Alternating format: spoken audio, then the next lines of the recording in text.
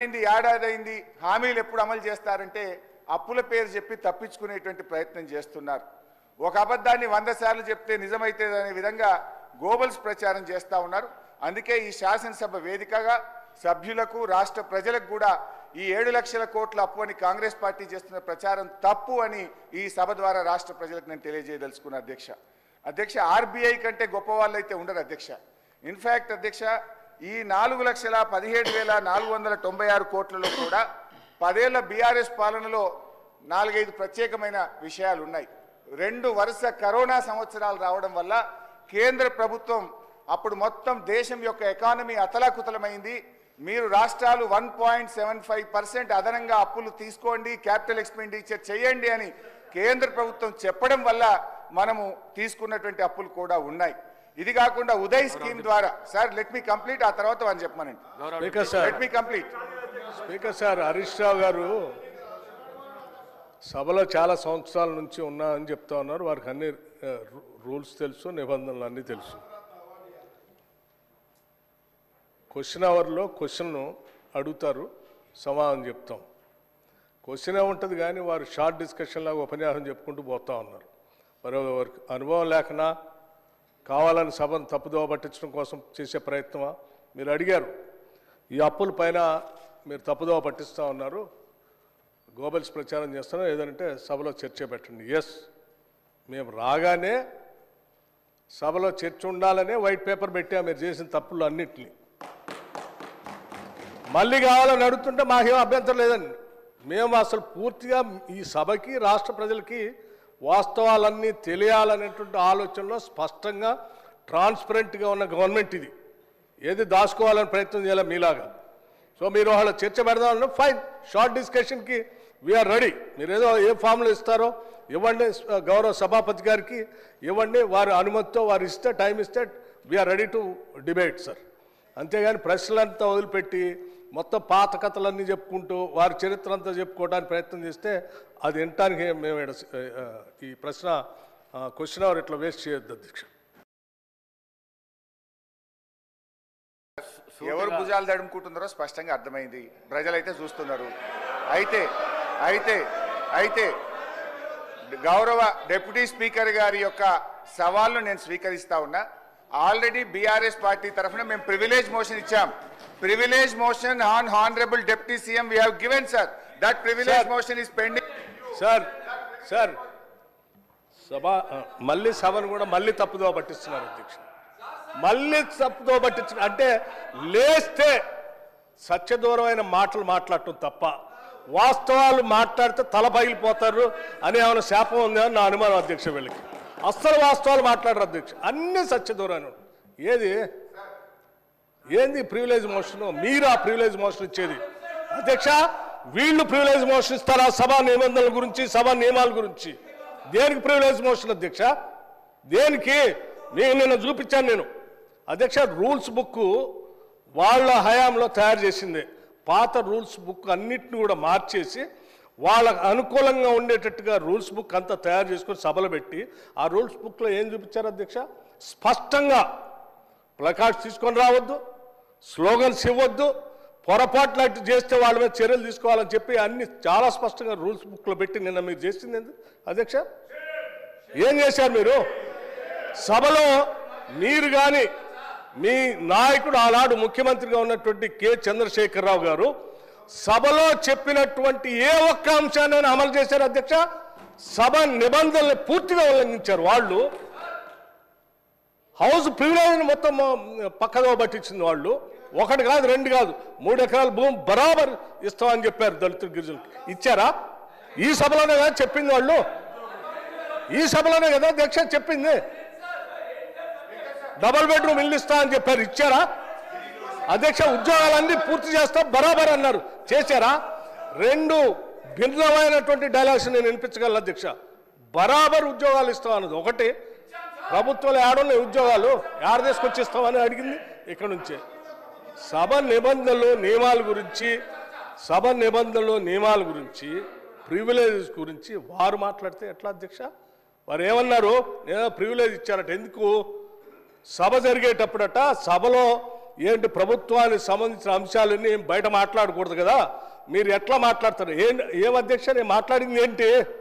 మీరు తప్పుడు సమాచారం ఈ రాష్ట్రానికి అప్పుల పైన ఇస్తా ఉంటే ఆ అప్పులకు సంబంధించి ప్రజలకు తెలియాలని చెప్పి 7,11,000 పైన ఉన్నటువంటి అప్పుల లెక్కలు బరాబరుగా చెప్తూ ఆ అప్పులు తీసే క్రమంలో మీరు చేసిన 66,000 కోట్ల అప్పుల్ని మేము తీర్చామని చెప్తూ అట్లాగే రైతులకు ఇంకో 21,000 కోట్ల రూపాయలు రుణమాఫీ కింద ఆపు ఇచ్చామని అన్నప్పుడు ఒక జర్నలిస్ట్ అడిగాడు, అయ్యా రైతులకు భూమి ఉన్నటువంటి వాళ్ళు అందరికి ఇస్తున్నారు, బాగానే ఉంది, మరి అసలు మా భూమి లేని మా నిరుపేద ప్రజల కూలీలకు కూడా మీరు అప్పుడేదో ఇచ్చారు కదా అని ఇస్తా అన్నారా, 12,000 ఇస్తారంటే ఎస్ అవి కూడా ఇస్తామని అన్నాం. భూమి లేని నిరుపేద కూలీలకి 12,000 కూడా ఇస్తాము, అది ఒక జర్నలిస్ట్ అడిగిన దాని మీద ఇస్తామని చెప్పిన దాన్ని అది ప్రివిలేజ్ మోషన్. నిరుపేద కూలీలకి 12,000 మేము ఇస్తామని చెప్పినట్టు మాటను ఇస్తామంటే నీకు ఇబ్బందా? కూలీలకి ఇయ్యొద్దా? ఏంది ఈ భూస్వాముల మనస్తత్వం? ఏంటా ఇబ్బంది? ఏం ఇబ్బంది అంటే దానికంటే ప్రివిలేజ్ మోషన్ ఇస్తారట. రైతు కూలీలకి 12,000 ఇస్తారా అని ఒక జర్నలిస్టు అడిగితే ఇస్తామని అన్నాం, అది ప్రివిలేజ్ మోషన్. రైతు కూలీలకు ఇస్తా అంటే ప్రివిలేజ్ మోషన్. ఇది ఎక్కడ ప్రివిలేజ్ మోషన్ అధ్యక్ష? ఇది ఎక్కడ ఉల్లంఘన? ఏ ఉల్లంఘన? Right right. ఇంకోటి చెప్పారు 7,11,000 పైన రుణం ఉంది అని తప్పుడు చెప్తున్నారు. మొత్తం తప్పులు చెప్పిందే మీరు కదా. 10 సంవత్సరాల పాలనలో తప్పు చెప్తుంది. 10 సంవత్సరాల పాలనలో తప్పు చెప్పినందుకే 6 నెలలకోసారి మర్చిపోతుంది అధ్యక్ష. వీళ్ళకి 6 నెలలకోసారి ఎందుకు పోతుంది నాకు అర్థం కావట్లే. ఆ సాధారణ ఎన్నికలప్పుడేమో ప్రజలు మొత్తం 6 నెలల క్రితం డిసెంబర్లో మొత్తం వాళ్ళని పంపించారు 2023. అది అయిపోయిన 6 నెలలకి పార్లమెంట్ ఎన్నికలు వస్తే డిపాజిట్ గలం చేసేసారు ప్రజలు. 6 నెలల తర్వాత మళ్ళీ అసలు ఇది ఏందో వాళ్ళకి ఆలోచన పోయిందేమో, అసలు రాష్ట్ర ప్రజలు అన్ని తప్పుదోలు పట్టించారు. ఇది ఎక్కడ అన్యాయం అధ్యక్ష? ఇవన్నీ ప్రజలు ఇంత తిరస్కరిస్తూ ఉంటే ప్రజల కోసం పనిచేసే మా పైనట ప్రివిలేజ్ మోషన్ అంట. ఎట్లా అధ్యక్ష? మీరు అడిగారు అప్పులు ఎన్ని ఉన్నాయని, చాలా స్పష్టంగా మేమేం దాచుకోలేదు అధ్యక్ష. అప్పులు తీసుకునే ప్రతిదీ ఆర్బీఐ ద్వారా బ్యాంకు ద్వారా నిక్కచ్చిగా స్పష్టంగా ఉంటుంది అధ్యక్ష. ఆ స్పష్టంగా ఉన్న కాగితాన్ని వాళ్ళ మేము దాయలే. వాళ్ళు ప్రతి సందర్భంలో 7 లక్షల పైన అప్పు ఉందనేది ఏది మీరు కార్పొరేషన్ ఇచ్చిన గ్యారంటీస్ వాటిని ఎప్పుడు కలిపి చెప్పలే. కానీ వాళ్ళు మేము చెప్పేమే దాచుకోలేదు కదా. మీలాగా సభను తప్పుదో పట్టించ మీరు ఎప్పుడు చెప్పలేదు. 7 లక్షల పైబడి ఉన్న మాట దాచిపెట్టారు మీరు. మేము ఇవాళ దాయాలని నువ్వు ప్రశ్న అడిగితే స్పష్టంగా ప్రశ్న సమాధానం చెప్పాము. దీనిపైన చర్చ కావాలన్న ఫైన్ రెడీ మేము. Sir one minute Harish Rao గారు, మీరు అడిగిన ప్రశ్నకు కరెక్ట్గా మీరు అడిగితే ఈ డైవర్షన్స్ కావు. ఈ డైవర్షన్స్ అయితే 1 అవర్ లోపల నీకు 10 క్వశ్చన్స్ ఏడాగా కంప్లీట్ అవుతాయి. దయచేసి మీరు వేరే దానికి పోకుండా క్వశ్చన్కు సంబంధిత ప్రశ్నలే అడగండి మీరు దయచేసి ప్లీజ్. హరీష్ రావు గారు. స్పీకర్ సార్, మాకు మాత్రమే నీతులు చెప్తారు, అటువైపు ఎందుకు చెప్పారు సార్? అదే మీరు ఇప్పుడు వారు మొత్తం రాజకీయ ఉపన్యాసం చేయొచ్చు, రాజకీయం అంతా మాట్లాడొచ్చు. నేను I was confined to the subject sir. నేను డీవియేట్ కాలేదు. దయచేసి మీరు మా హక్కులను కాపాడాలి సార్. ఇక్కడ వికారాబాద్ ప్రజలు కూడా చూస్తున్నారు సార్, మా హక్కులు కాపాడాలి సార్. మీరు ఇక్కడ స్టార్ట్ అయితే అధ్యక్ష, స్పీకర్ సార్, మీరు ఒక విషయాన్ని క్లారిఫై చేయాలి. ఆ రకంగా శాసించడం కరెక్ట్ కాదు సార్. అధ్యక్ష, నాకు హరీష్ రావు గారి మీద చాలా హరీష్ రావు గారి మీద చాలా గౌరవం ఉంది అధ్యక్ష. వారు సీనియర్ సభ్యులు, గతంలో 10 ఏళ్ళు ఉన్నారు, అంతకుముందు కూడా ఉమ్మడి రాష్ట్రంలో ఉన్నారు, ఇప్పుడు కూడా ఉన్నారు అధ్యక్ష. వారు మాట్లాడితే పదే అసలు సభాపతి అన్నా సభా స్థానం అన్నా గౌరవం లేకుండా వాళ్ళు మాట్లాడుతుంటే ఎట్లా అధ్యక్ష? నిన్న అధ్యక్ష నేను చూశాను బీఎస్సీ సమావేశం జరిగేటప్పుడు అధ్యక్ష వీళ్ళు చేసింది ఏంది? బీఎస్సీ సమావేశం జరిగేటప్పుడు నిన్న కూడా నిరసన చెప్పిపోయారు అధ్యక్ష. నేను అందుకే చెప్తాను, బీఎస్సీ సమావేశం జరుగుతూ ఉంది. 10 ఏళ్ళు బీఎస్సీలో ఏం చేసావు అధ్యక్ష? మీకు సభకి రాష్ట్ర ప్రజలకు కూడా తెలియాలి ఏం చేసావు అధ్యక్ష.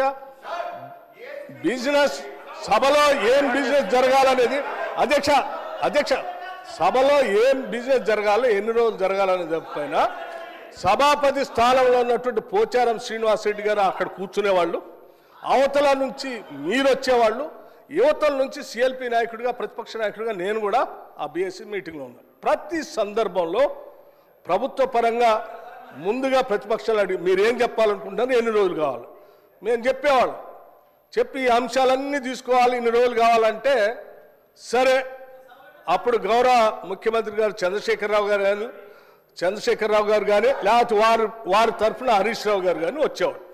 వచ్చి వాళ్ళు ఏం చెప్పేవాళ్ళు, అధ్యక్ష రైట్ చాలా సంతోషం, మీరు ప్రతిపక్ష పార్టీగా మీరు ఏ అంశాలు తీసుకోవాలనుకుంటున్నారో ఆ అంశాలన్నింటినీ గౌరవ సభాపతి గారికి ఇవ్వండి, ఎన్ని రోజులు నడపాలనుకుంటున్నారో అన్ని రోజులు కూడా రాసివ్వండి, మేము కూడా ఆ అంశాలన్నీ రాసిస్తాం. మిగతా ప్రతిపక్షాలకు సంబంధించిన వాళ్ళు అందరూ వారికి ఇచ్చిన తర్వాత వారు పరిశీలన చేసి ఏ అంశాలు తీసుకోవాలి, ఎన్ని రోజులు నడపాలని నిర్ణయం చేస్తారో సభాపతి గారికి ఒప్పచెప్దామని లేచి వచ్చేవాళ్ళం. లేదు నేను ఎక్కడ చెప్పాలంటే లేదు అట్లా కరెక్ట్ కాదు, సభాపతి గారు రాసిచ్చాం, వారే నిర్ణయం చేస్తారు, మనం అంతా సభ వారు చెప్పినట్టు నడవాలి ఫైన్ అని చెప్పి 10 ఏళ్ళు అదే నడిపాం అధ్యక్ష. కానీ నిన్న మాత్రం ప్రసాద్ కుమార్ గారు సభాపతి స్థానంలో ఉంది, మేము కూడా అదే ప్రొసీజర్ని ఫాలో అవుదాం, మీరు రాసి ఇవ్వండి మేము రాసిస్తామని అంటే లేదు ఇప్పుడు ప్రసాద్ కుమార్ గారు సభాపతి గారు నిర్ణయం చేయడానికి లేదు, మీరు ఇప్పుడే చెప్పాలను. అధ్యక్ష సభాపతి స్థానం అప్పుడు అదే ఇప్పుడు అదే. అప్పుడు పోచారం శ్రీనివాసరెడ్డి గారు ఉన్నారు, ఇప్పుడు ప్రసాద్ కుమార్ గారు ఉన్నారు. సభాపతి స్థానం ఏం మారలేదు అధ్యక్ష, మనుషులు మాత్రమే మారారు. పోచారం శ్రీనివాసరెడ్డి గారు ఉన్నప్పుడు ఏ నిబంధనలు అయితే పాటిస్తున్నామో ప్రసాద్ కుమార్ గారు ఉన్నప్పుడు కూడా అదే నిబంధనలు పాటించాలి కదా.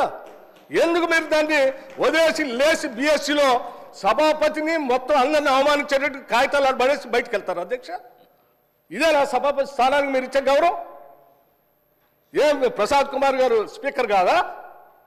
మనం 10 ఏళ్ళు పాటించింది మనం ఎందుకు పాటించట్లే? వీళ్ళు మాట్లాడితే లేచి సభాపతి మీద అటాక్ చేయడం కోసం ప్రయత్నం చేస్తారు, ఇది కరెక్ట్ కాదు అధ్యక్ష.